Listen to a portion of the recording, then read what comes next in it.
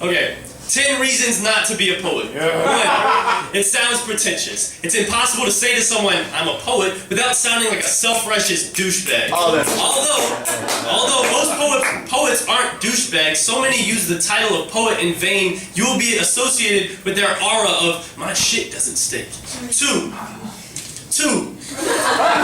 You will not get rich. Poetry is not a lucrative endeavor. It's 2014. Books and CDs are both damn near obsolete, and any money you make from selling your merchandise will be spent purchasing other poets' merchandise because you want to support art. So get used to a life of sleeping on couches, you broke motherfucker. 3. You will spend far too much time in coffee shops, even if you don't like coffee. Most poetry events take place in coffee shops, which are overrun by hipsters and their weather-illogical clothing choices and ironic facial hair, teenagers who want to seem mature by drinking coffee and smoking cigarettes, and pretentious poets. 4. You'll have to learn to accept compliments. People will want to tell you how much they enjoyed your piece, regardless of your unwillingness to accept praise. Even though you have spent a lifetime full of skepticism towards the sincerity of compliments and don't know how to respond to them, people will selfishly need to compliment your work. They will see your willingness to share behind a microphone as an open invitation to start conversations with you, even if you just read a poem about how conversations with people you don't know make you uncomfortable. You will not know how to respond. You will most likely come across as dickish until you get the hang of it. 5. Hugs.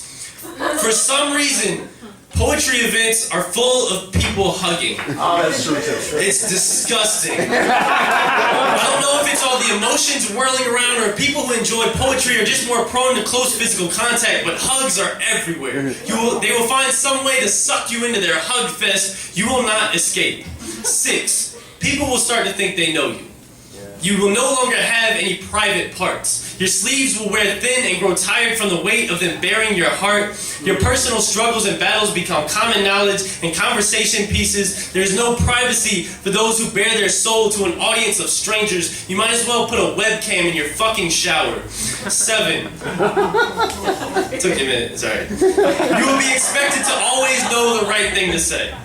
Your ability to put words together in meaningful ways will lead to the assumption that you can do so instantly, ignoring how long it actually takes you to craft a poem you can feel proud of. 8.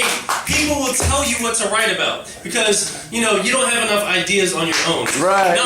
Even though poetry started out as therapy, it stops being for you. Your newfound personal growth will remind you that others can benefit from your words just as much as you can. You will have to learn to be open-minded and empathetic, but not be afraid to ruffle a few feathers in the name of truth. You will have to fight the temptation to crave validation from other poets, arbitrary scores, and crowd reaction, to remember that reaction is not the same thing as impact, because none of that is as important as that one person who needed to hear your words to get them through the day. Even though they may never tell you, remember that you have been that person.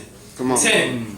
You will recognize all of these reasons and still be unable to give up the drug that poetry becomes. The way poetry can break your heart and then gorilla glue it back together. How it plays your heartstrings like a cello, steals the air from your lungs, tickles your funny bone, and then punches you in the chest. But one of those good punches, the kind that reminds you that your heart is still beating. You will become addicted to the high you get, rushing through your veins from spilling your soul to anyone who will listen. Don't become a poet, because you won't be able to quit. Thank you.